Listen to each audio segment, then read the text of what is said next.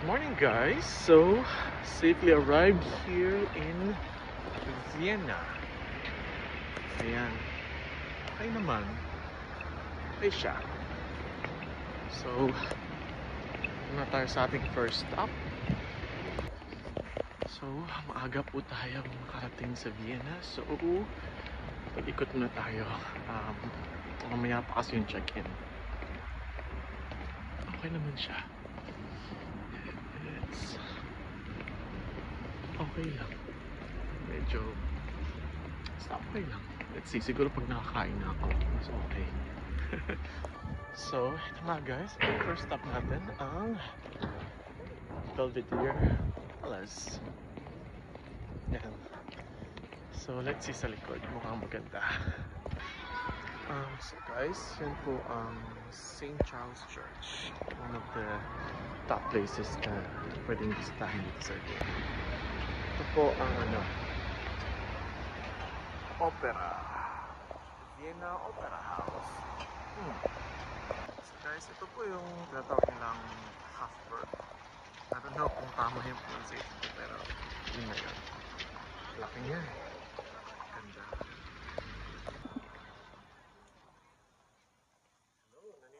Sa bansa ni Amy, Austria.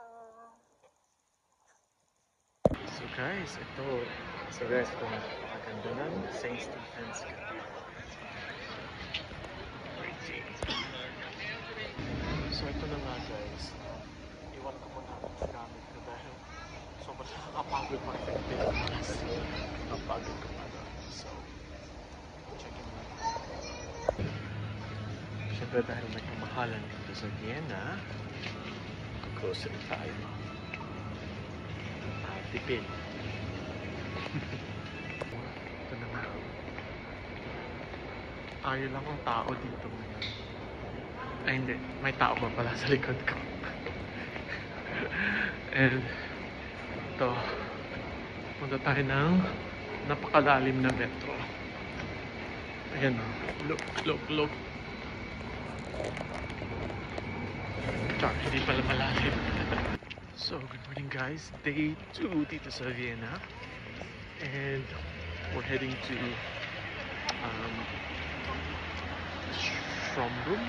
I don't know if tama yung pronunciation, but yes, dito tayo.